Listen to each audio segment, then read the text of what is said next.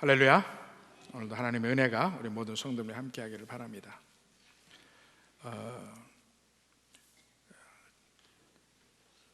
지금 이제 3장에 와서 다시 이제 다툼의 문제, 분쟁의 문제, 이 교회 문제를 다루려고 하는데, 그 앞에 2장에서 계속 본 그 지혜, 또 우리에게 진정한 강함이나 이런 게 어디 있느냐, 이런 것에서 크게 벗어난 얘기는 아니라고 생각을 합니다.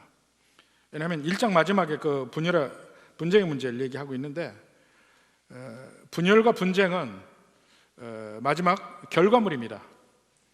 출발점은 그들이 추구하고 있는 바, 가장 신령한 사람이다, 신령한 사람이 되고자 한다,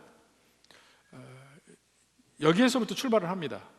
근데 그 신령한 사람이 되고자 하는 그 방법과 길이 잘못됐다는 거예요. 세상적이라는 겁니다. 오히려 바울이 보여주고 있는 것은 당신들이 추구하고 있는 그 영적인 거, 이것은 지금 당신들이 보여진 현상으로 분열과 나눔이 있는 것과는 서로 절대로 함께 갈 수 없는 것이다.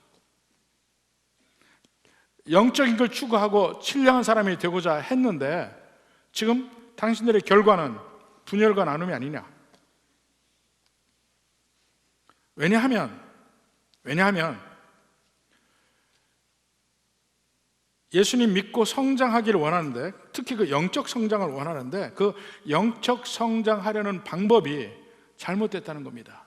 세상의 방법대로 영적 성장을 하려고 하다 보니까 세상에서 생각하는, 이 세대 사람들이 생각하는 대로 생각하고, 이 세상 사람들이 행동하는 대로 행동하고, 그래서 결국은 이런 문제가 불거진 것이다 하는 얘기를 합니다.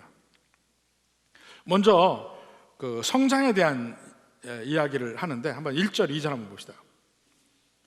형제들아, 내가 신령한 자들을 대함같이 너에게 말할 수 없어서 육신에 속한 자 곧 그리스도 안에서 어린아이들을 대함과 같이 하노라. 어린아이처럼 대한다는 거예요. 바울은 그들을 어린아이처럼 대한다. 그 어린아이란 말은 헬라어로 어린아이라고 얘기하는 말들이 몇 가지가 있습니다. 가장 일반적인 용어는 테크논이라고 하는 말인데, 그 테크논이라는 말을 쓰지 않고 다른 말을 씁니다. 베이티오라는 말을 쓰는데, 그 말은 좀 교육적인 면에서 교육받지 않은 어리석은 그런 것이 강조된 어린아이란 측면이에요. 배우지 못한 어린이, 뭐 이런 얘기입니다. 이런 면에서 그들이 깜짝 놀래요. 자기들은 지금 신령한 걸 추구하고, 자기들이 신령한 사람을 헬라어로 푸니마티코스라고 하는데, 그 신령한 사람이 됐다고 생각하는 거예요. 그런데 전혀 그렇지 못하고 어린아이라 이야기를 하니까, 아니 우리가 지금 믿은 지가 4년이 넘고 이만큼 우리가 영적인 경험도 많고 성장을 했는데 무슨 소리냐, 이렇게 이야기하는 대목이거든요. 물론 성장을 해야 되는 건 맞아요. 그러니까 성장을 해야 된다는 게 전제로 된 상태에서 너희가 전혀 성장하지 않고 오히려 어린아이에 머물고 있다 얘기하니까 그게 놀라는 것이죠. 성장을 해야 됩니다. 성장에는 여러 가지가 있죠. 우선 자연적인 면에서 육체적 성장이 있습니다. 어린아이에서부터, 그러니까 영아에서 어린이, 또 청소년기를 거쳐서 어른까지 이렇게 성장을 합니다. 그러니까 이렇게 할 때 어려서는 어른이 되려고 합니다. 그러니까 어른이 되면 또 어린 시절을 그리워하기도 하는데, 그 그리워하는 것은 어린 시절에 있었던 그 순수함이라든가, 아니면 어린 시절에는 뭐 작은 것에도 기뻐하고 뭐 큰 걸 걱정할 일이 없잖아요. 그 큰 거 걱정하는 건 전부 아버지 어머니의 일이지 내 일이 아니잖아. 그런 걱정이 없이 그저 물고기 잡고 뭐 하고 뭐 이런 시절이 그리운 겁니다.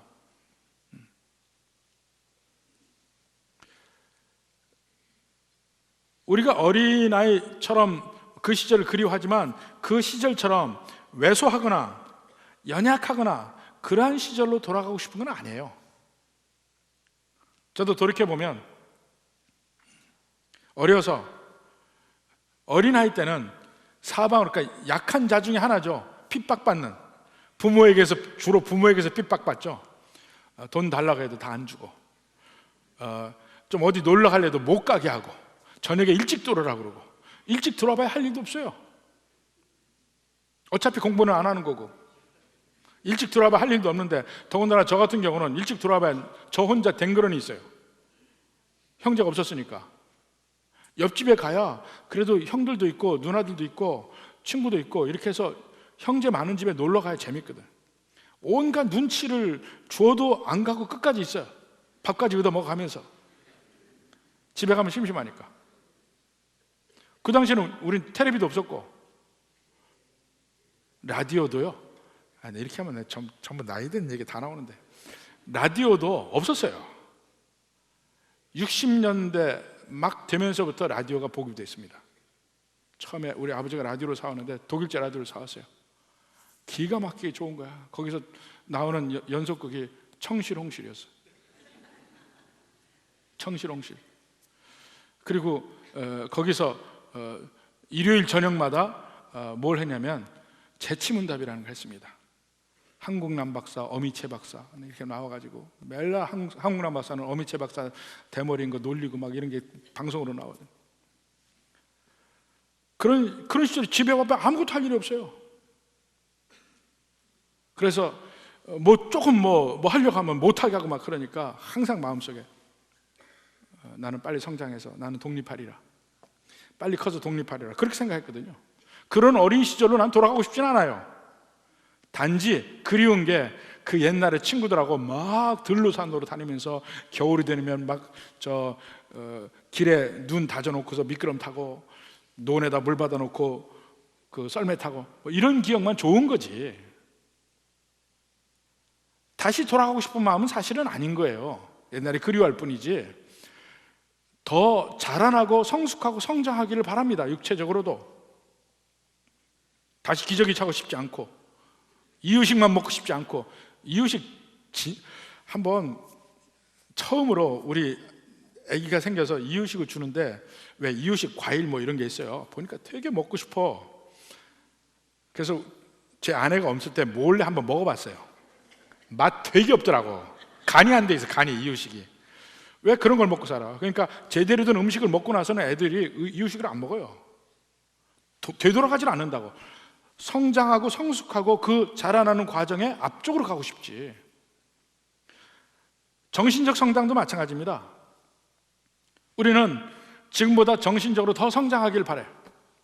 그래서 나이가 들어서도 계속 자기 개발의 책들을 막 읽습니다. 이 자기 개발의 책들, 정신력을 키우는 거, 어떤 어려움을 극복하는 거, 이런 책들이 엄청나게 많이 팔립니다. 미국에서 그 산업 자체가 연간 한 10조 원 이상이 그 책이 팔려요. 그런 세미나도 많죠. 그걸 멘토링 해주는 것이 기업으로 나오기도 하고 이렇습니다. 이걸 통해서 뭔가 좀 더 자기 개발을 하고 정서적으로 성장을 하고 성취감을 느끼고 삶의 의미를 찾고 거기서 행복을 찾습니다. 고린도 사람들도 마찬가지예요. 그런 정신적인 면, 정서적인 면에 성장을 하기 위해 노력하는데 그것이 헬라 문화에 굉장히 그게 강했습니다. 소크라테스, 플라톤, 아리스토텔레스로 대변되는 그러한 그 변증법. 왜 변증법이 발달하느냐? 이 온 세상의 원리를 찾아가는 거예요. 그래서 대화법이, 다이알로그가 발달하고 변증법이 발달하고 철학이 발달하고, 근데 그 철학에만 머무는 것이 아니고 이 영적인 것까지도 갑니다. 그들이 추구하는 마지막 이상적인 이데아의 세계는 영적인 거예요. 아리스토텔레스의 이론론과 플라톤의 이원론이 대립을 하다가 결국은 플라톤의 이원론으로 전부 장악이 됩니다. 정신세계와 물질세계로 갈라요. 후기 플라톤 가면 그게 점점 더 강하게 갈라지는데, 이것이 이 영적인 것까지도 해석을 하기 시작해요. 그래서 인간은 정신적인 것을 강하게 할 때 점점 더 영적인 사람이 된다고 생각을 한 거예요. 헬라적 생각으로. 근데 그것이 교회까지 들어와요. 다 우리는 영적인 사람이다 이거야. 더 영적인 사람이 되어야 한다. 예수 믿는 사람 중에서도 더 영적인 사람이 돼야 돼. 어떻게 하면 영적인 사람이 될 것인가? 그 과정에서 플라톤의 이원론이 들어옵니다. 이것이 나중에 영지주의로 가는 거예요. 정신세계는 선하고 물질세계는 악하다. 이게 플라톤의 이원론이에요. 그러면 정신세계를 더 함량하기 위해서 어떻게 할 것인가? 여기서 두 가지가 갈라집니다. 하나는 금욕주의, 스토이시즘이라고 하는 스토아 철학, 그 금욕주의. 또 하나는 에피큐리우스로 대변되는 쾌락주의. 두 개로 가요. 근데 어떻게 똑같은 플라톤의 이원론에서 금욕주의가 나오고 쾌락주의가 나올 수 있느냐? 나올 수 있어요. 금욕주의는 뭐냐면 우리가 정신세계를 추구하기 위해서는 물질적인 거, 육신적인 거를 죽여야 된다 이거야. 이걸 금욕을 하면 할수록 정신세계가 더 밝아지고 더 발전할 수 있다는 거야. 그게 금욕주의예요. 근데 그게 오늘날의 교회에도 들어와 있잖아요. 금식을 하면 영이 맑아진대. 저도 금식합니다. 근데 금식을 해서 영이 맑아지는 게 아니고요, 배고파요. 정신이 없어, 배고파서. 우스갯소리를 하는 얘기고, 우리가 하나님 앞에 내 자신을 드리는 면에서 금식을 할 수 있습니다. 근데 내 영이 더 살아나기 위해서 금식한다, 이 개념은 문제가 있어요. 금욕주의가 바로 그런 면이에요.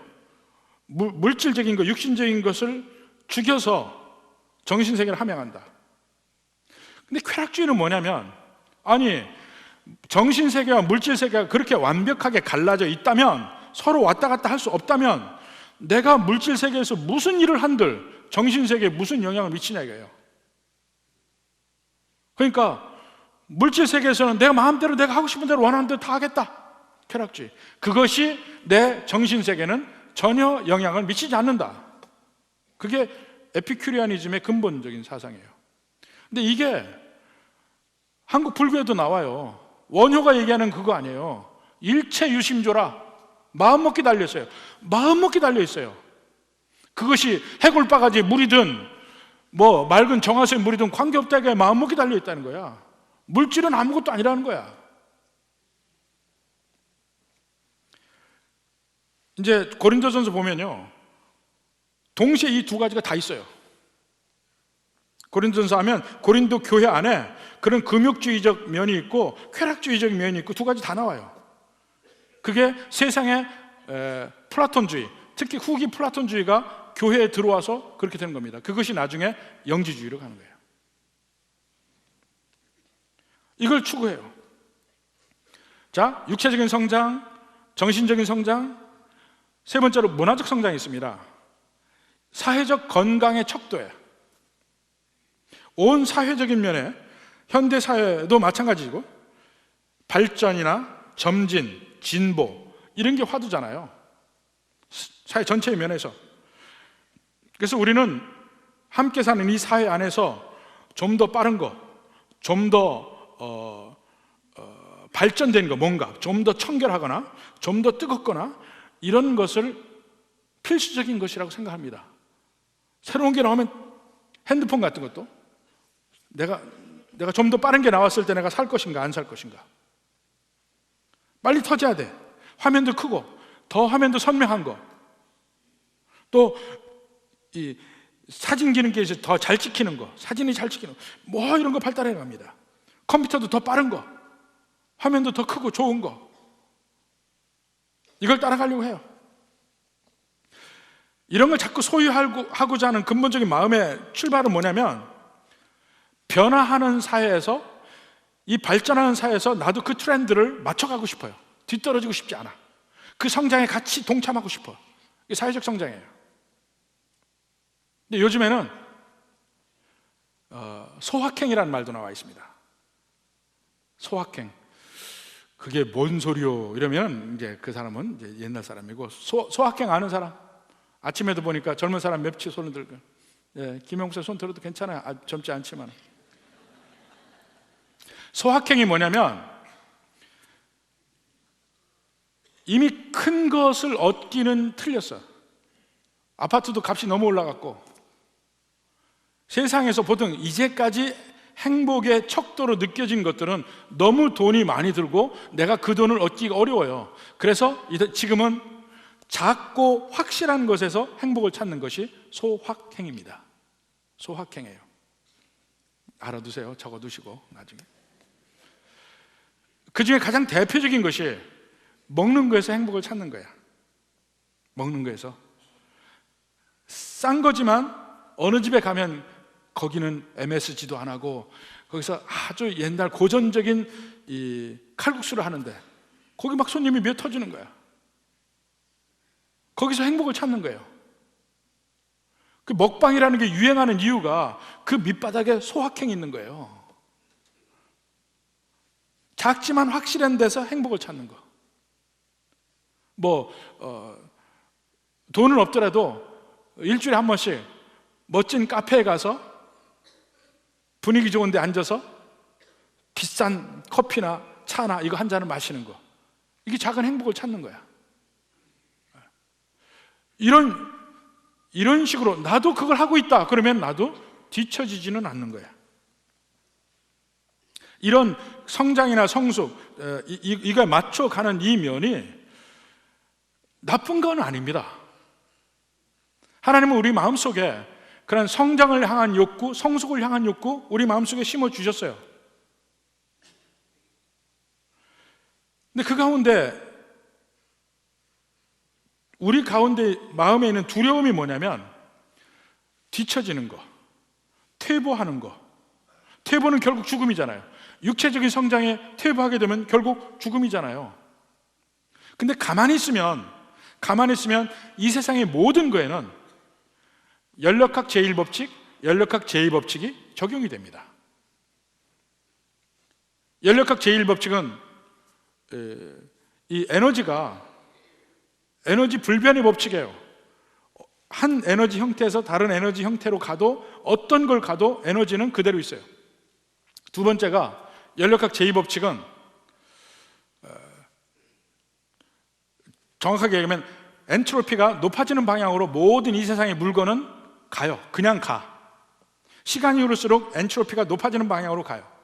근데 그것이 우리가 알 수 있는 말로 표현하면 모든 이 세상의 물건은 질서에서 무질서로 갑니다. 질서에서 내버려두면 질서에서 무질서로 가. 예를 들어 보면 건물 있잖아요. 건물을 내버려 두면 점점 그 건물은 퇴락해지고 마침내 100년, 200년 가면 그 건물은 무너지게 돼 있어요.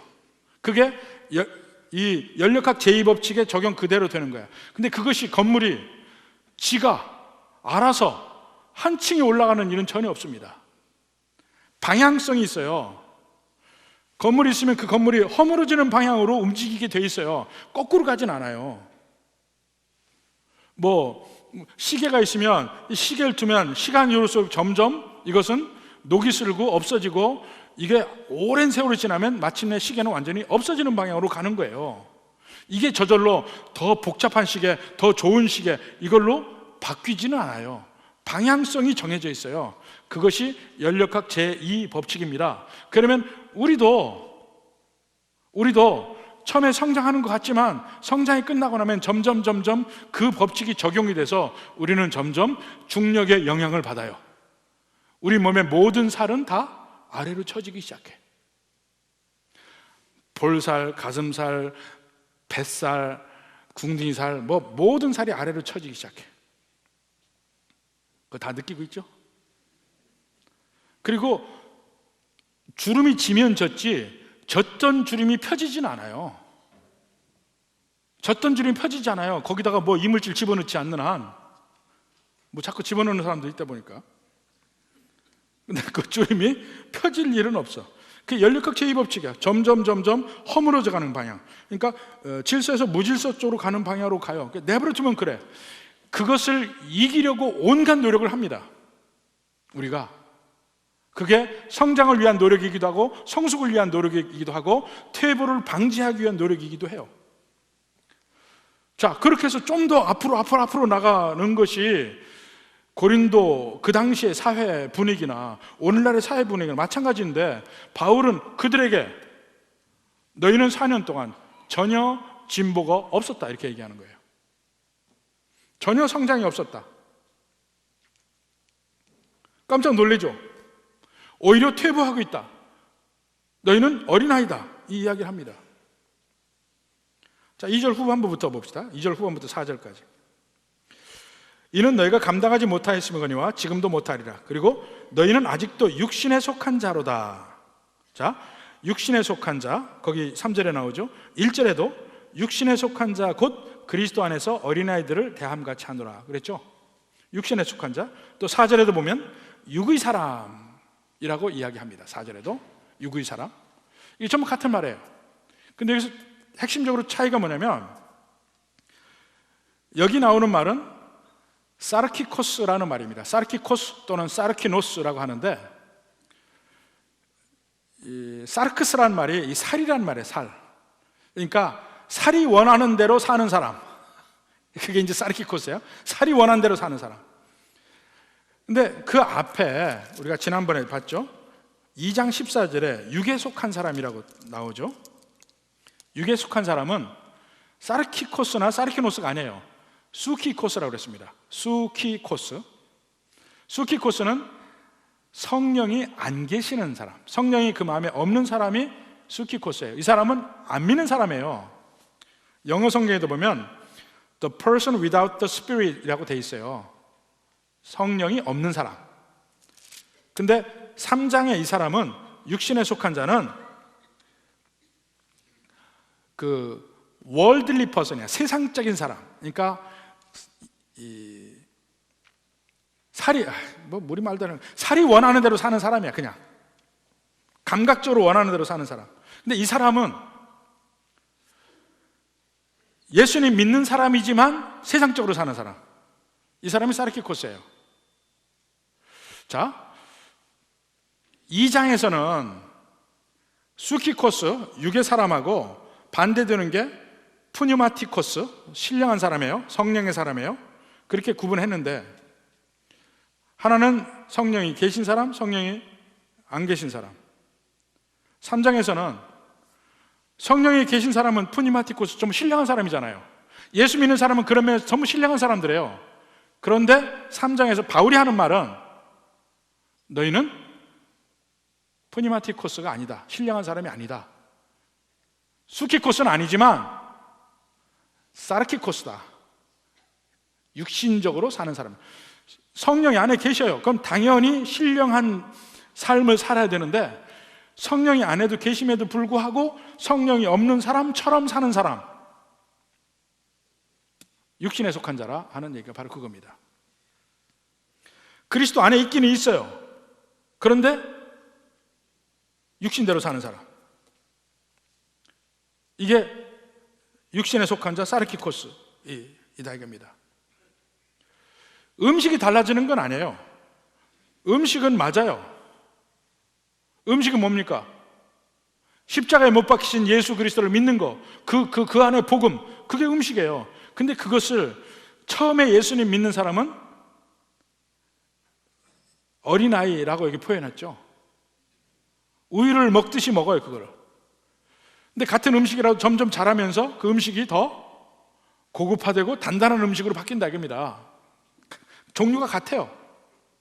그런데 고린도 교회 사람들은 다른 음식을 먹고 있단 말이에요. 지금 세상의 지혜, 세상의 방법대로 신령한 사람이 되려고 해요. 지금 추구하는 건 신령한 사람이에요.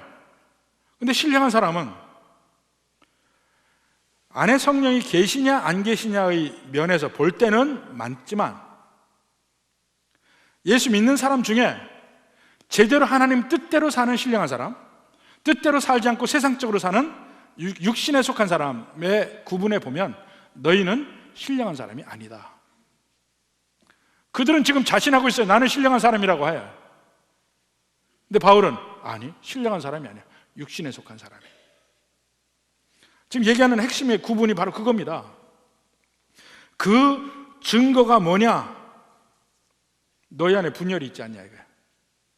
분쟁과 분열이 있지 않느냐? 질투가 있고. 갈라디아서 5장 19절 한번 봅시다. 육체의 일은 분명하니, 이게 육체의 일이에요. 육체의 일은 분명하니 음행과 더러운 것과 호색과 우상숭배와 주술과 원수 맺는 것과 분쟁과 시기와 분냄과 당지는 것과 분열함과 이단이에요. 지금 바울이 고린도 교회 얘기하는 것이 거기 들어가 있죠. 분쟁이 있고 시기가 있고 분냄이 있고 당지는 게 있어요. 분열함이 있어요. 근데 그것이 뭐와 같은 지평에서 논의되냐면 우상숭배, 주술, 원수 맺는 거다. 음행과 더러운 것 전부 그게 같은 거라 이거예요. 전부 다 육체의 일이라는 것이에요. 육체의 일.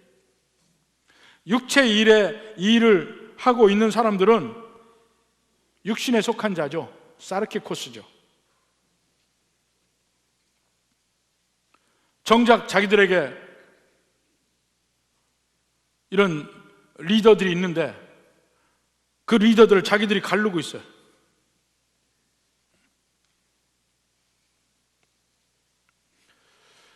그들이 성숙을 원하고 성장을 원하는 건 맞아요. 그들은 신령한 자, 푸니마티코스가 되고 싶어. 그런데 잘못된 방법으로 그걸 찾고 있다 이겁니다. 그들의 성장, 성숙, 이것을 뭘로 보일 겁니까?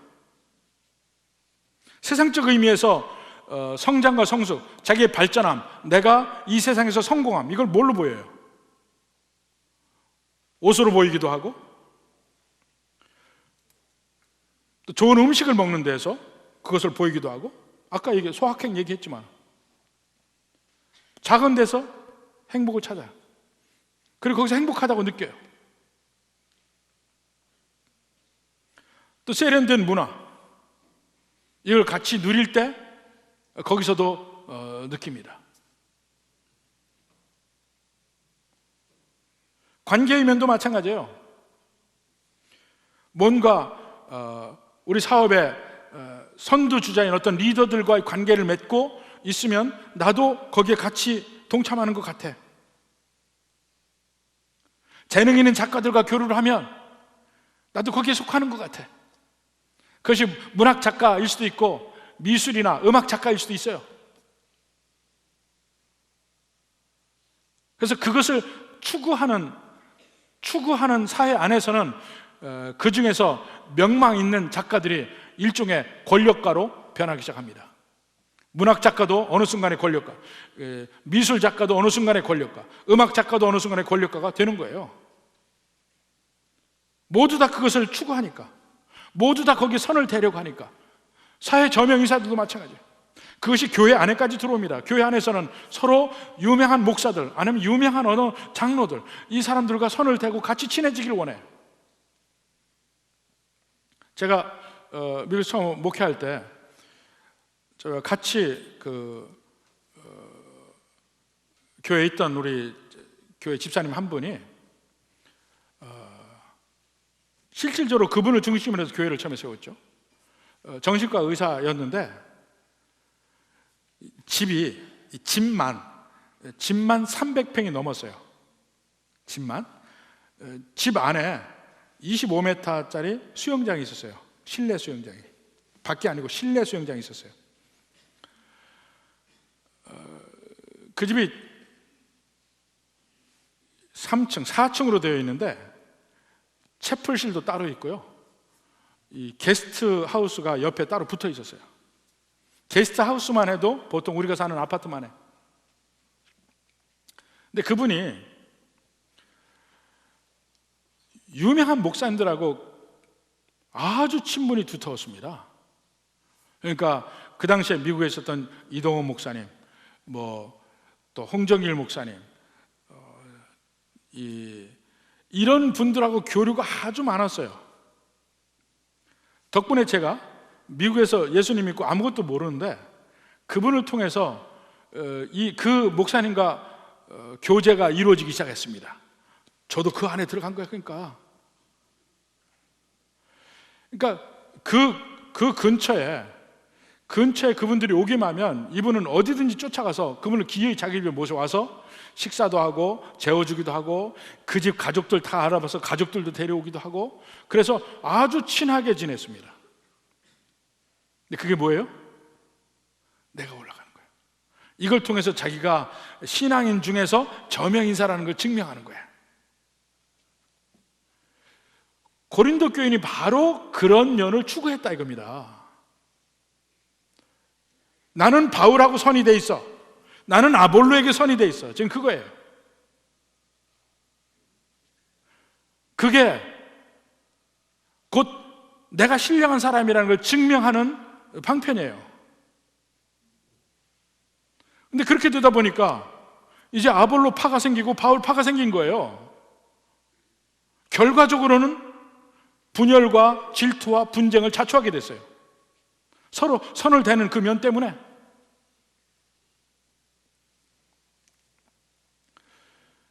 이것이 오늘날의 교회에도 얼마든지 있을 수 있습니다. 얼마든지.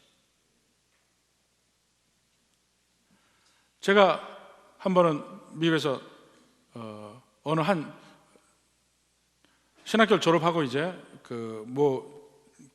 장래에 대해서 고민을 하고 있을 때 한 교회에 가서 설교한 적이 있습니다. 상당히 역사도 있고 큰 교회였어요. 그 교회에서 이제 그 장로님하고 얘기를 하는데 그분이 그래요. 교회라는 건 특별한 조직이 필요 없다는 거야. 장로 한 사람 밑에 안수집사 몇 명 있고 안수집사 각각에 또 서리집사 몇 명 있고 이렇게 해서 조직이 다 있으니까 별 조직이 필요 없대요. 제가 그 소리 듣고 나서 아이고 나 이 교회로 오면 안 되겠구나 생각을 했습니다. 그런 식의 파벌을 만들고 싶어요. 교회 안에서도. 이게 다 여러 가지 면에서 조정이 되는데 특히 소위 선거라는 걸 통해서 그걸 만들고 싶어 해. 근데 그런 것이 교회에서는 있어서는 안 되겠다 이렇게 생각합니다. 자꾸 누구와 선을 대고 이 일은 없어야 돼요. 내가 누구와 가까우니까 그것이 자기가 성숙함과 신령함의 근거가 되는 거, 고린도 교인이 찾는 거예요. 근데 거기서 찾다 보면 결과적으로 분열과 질투밖에 나올 게 없다 이겁니다. 그렇다면 참된 성장의 근원은 어디냐 이거예요. 그걸 통해서 성숙과 성장을 그 길을 찾았는데 결과는 분열과 싸움과 질투야. 그럼 진정한 성장의 근원은 어디 있느냐? 5절부터 9절까지 얘기합니다. 그런즉 아볼로는 무엇이며 바울은 무엇이냐? 그들은 주께서 각각 주신 대로 너희로 하여금 믿게 한 사역자들이니라. 나는 심었고 아볼로는 물을 주었으되 오직 하나님께서 자라나게 하신다. 자, 여기서 보면 바울은 무엇이며 아볼로는 무엇이며 바울은 무엇이냐 그랬죠? 이 말이 재밌습니다. 사실은 아볼로나 바울은 사람이잖아요. 무엇이라 하는 것은 물건을 얘기할 쓰는 말이에요. 그러니까 영어적으로 표현하면 Who is Apollos? Who is Paul? 이렇게 얘기해야 되는데 뭐라고 되냐면 What is Apollos? What is Paul? 이렇게 돼 있어요. 물건으로 표시되어 있어. 아무것도 아닌 존재라 이겁니다. 하나님 앞에서 단지 종일 뿐이다. 서번트일 뿐이다. 이 얘기입니다. 그러면서 참된 성장은 하나님께 주시는 거다. 물론 하나님이 바울이나 아볼로의 사역을 무시하는 게 아니에요. 근원이 하나님께 있다는 것을 얘기하는 겁니다. 목마른 사람이 물을 마실 때 유리잔으로 줄 수도 있고 병으로도 마실 수 있고 바가지로도 마실 수 있는 거 아니에요. 어느 잔으로 마시든지 결국 내게 필요한 건 물이고 물을 마셔야 내가 사는 거 아닙니까? 바울이나 아볼로는 유리잔이냐 바가지냐 그거 따지는 거에 불과해요. 결국 우리에게 필요한 건 물이에요. 우리가 병이 났을 때 우리에게는 의사도 필요하고 간호사도 필요하고 약사도 다 필요합니다. 그러나 궁극적으로 낫게 하는 건 그들이 아니에요. 하나님이 낫게 하죠. 의사가 수술할 수 있어요. 실로 꿰매서 살 사이를 벌어지지 않게 묶어놔요. 그러나 그걸 붙이는 일은 의사가 하는 게 아니에요. 하나님이 하시는 일이지.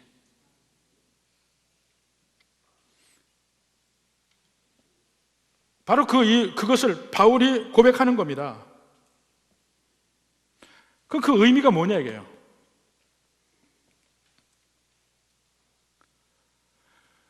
우리가 우리 스스로의 성장이나 성숙을 이룰 수 있는 것이 아니다. 예수 믿는 것이 믿음을 통해 하나님의 은혜를 받는 것이라면, 예수 믿고 성장하고 성숙하는 것, 그것도 믿음을 통해서 하나님의 은혜로 우리에게 주어지는 것입니다. 많은 사람들이 믿는 건 하나님이 우리에게 일방적으로 주고, 그 다음에 성장과 성숙은 내가 이루는 거라고 생각하는데 천만의 말씀이에요. 그것도 하나님의 은혜로 주시는 겁니다. 하나님이 주시지 않으면 이루어질 수가 없는 거예요. 전적으로 그걸 인정을 해보라는 거예요. 오직 하나님의 은혜로 성장한다. 만약에 내가 해서, 내가 열심히 기도하고 내가 열심히 성경 읽고 그래서 성장한다면 그 자체가 교만의 근거가 됩니다. 나보다 성경 더 많이 읽은 사람이 있으면 나와보라 그래. 이런 식. 나 하루에 1시간씩 기도하는데, 아니 하루에 3시간씩 기도하는데 나보다 기도 많이 하는 수 있냐? 그럼 내가 더 신령한 거 아니냐? 이렇게 얘기하는 거예요. 아니요. 3시간 기도해도 신령하지 않을 수 있어요. 5시간 기도해도 신령하지 않을 수 있어요. 그것이 나를 더 성숙하게 만든다고 믿는다면 그건 아니에요. 오직 성숙과 성장도, 내가 신령하게 되는 것도 하나님의 선물일 뿐이에요. 그렇다면 우리의 차이점은 뭐냐 이게, 우리의 차이점. 우리는 여러 가지 면에 차이가 납니다. 배움도 차이가 나고, 서로 간에 고향도 틀리고, 직업도 틀리고, 능력도 틀리고, 다 틀려요. 근데 그 차이점을 우리가 바른 관점에서 보자 이겁니다. 전부 다 하나님의 사역자들이라. 여기 우리가 집사라고 보통 번역하는 디아코노스라는 말이 나옵니다. 하나님의 사역자들이라. 단지 서로 하는 일에 차이가 있어요. 각자의 그 품성이라든가 재능이라든가 특징이라든가 개성이라든가 이런 거에 따라서 하는 일들이 차이가 있게 됩니다. 그러니까 믿는 백성들끼리 서로 여러 가지 면에서 다양하게 차이가 나는 것이 너무나 당연해요. 근데 우리는 내재적으로 뭐가 있냐면, 우리와 동질적인 사람일수록 마음을 열고, 우리와 차이가 나고 다른 사람일수록 마음을 닫는 경향이 있어요. 근데 그게 아니라는 거예요. 하나님은 오히려 교회에 서로 다른 사람들을 많이 모아놓습니다. 왜냐? 누구는 심어야 되고 누구는 물 줘야 되니까. 교회에 심는 사람만 많으면 어떡합니까? 싹이 안 나죠. 물이 없으니까. 물 주는 사람이 있으면 어떡합니까? 싹이 안 나죠. 씨가 없으니까. 어차피 서로 다양한 일을 하게 되어 있고 다양한 특징이 있어요. 그래서 서로 다른 사람을 아우르고 인정해야 됩니다. 전부 다 다양하게 하나님께 쓰임받는 사람일 뿐이에요. 다른 걸 인정하자 이거예요. 또 다른 면에 순종의 면에서 생각을 해봅시다. 열심히 하나님 뜻대로 순종해요. 그렇지만 그것이 궁극적으로 나를 자라나게 하는 것이 아니다. 아까도 얘기했지만 그겁니다. 자, 요한복음 15장 5절 봅시다. 나는 포도나무에 너희는 가지라. 그가 내 안에 내가 그 안에 거하면 사람이 열매를 많이 맺나니 나를 떠나서는 너희가 아무것도 할 수 없습니다. 예수님을 떠나서는 너희가 아무것도 할 수 없다. 이겁니다. 포도나무 열매, 그 포도나무 밑동에 뿌리에 접목되어 있지 아니하면 아무것도 할 수 없다. 성장의 근원인 그 포도나무에 붙어 있어야 된다. 열매를 맺을 때는 예수님 때문에, 예수님의 능력으로 되어지는 것입니다. 또 고린도전서 1장 17절 봅시다. 그리스도께서 나를 보내심은 세례를 베풀게 하려 하심이 아니요 오직 복음을 전하게 하려 하심이로되 말의 지혜로 하지 아니하면 그리스도의 십자가가 헛되지 않게 하려 함이라. 말의 지혜로 하지 않았대요. 복음 전하는 건 말의 지혜가 아니에요. 세상적 나의 능력이나 나의 강함이나 나의 지혜나 이것으로 뭔가 하는 게 아니라 이겁니다. 하나님이 보여주시고 하나님이 능력 주시고 이것 전에는 내가 할 수 있는 것이 아무것도 없다. 이게 고백이 돼야 돼요. 예수님이 부활하신 날 제일 먼저 예수님을 본 사람이 막달라 마리아입니다. 근데 막달라 마리아가 예수님을 제일 먼저 봤을 때 예수님 못 알아봤어요.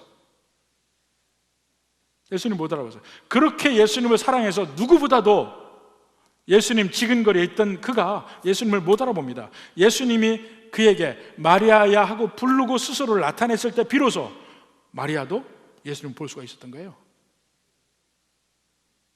우리는 처음부터 끝까지 우리의 성장, 우리의 성숙도 하나님이 내게 능력 주시지 않으면 아무것도 할 수 없다는 사실을 고백해야 돼.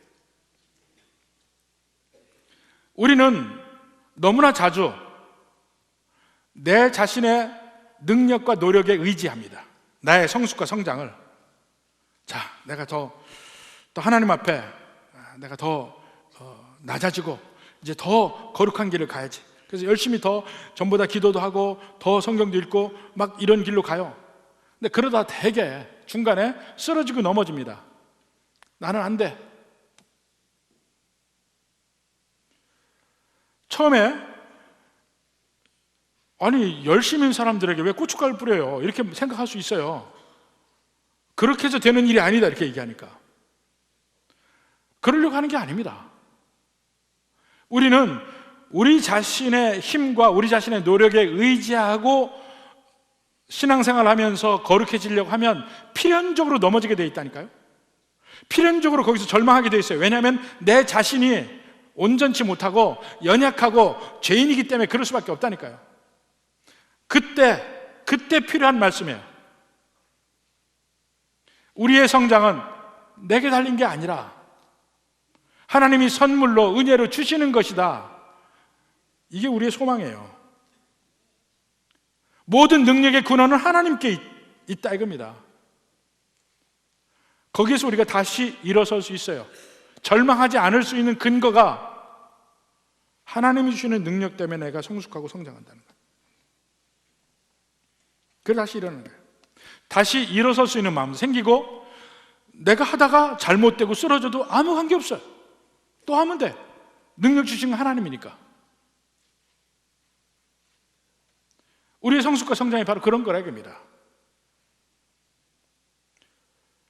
고린도 교인들은 자기 자신에 의지하고 세상적 기준으로 성숙하고 신령하게 되려고 하다가 그 결과는 서로 반목하고 서로 갈라진 것밖에 없어요. 그러나 우리 모두 다 하나님의 동역자고 하나님의 일을 시키는 사역자고 그 안에서 하나님 능력 주시는 대로 우리는 성장하는 거 성숙하는 것이다.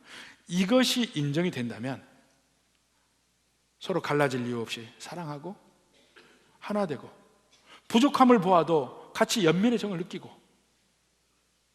이러한 참된 은혜가 우리 믿음의 백성들 사이에 우리 교회 안에 있을 수 있다는 겁니다.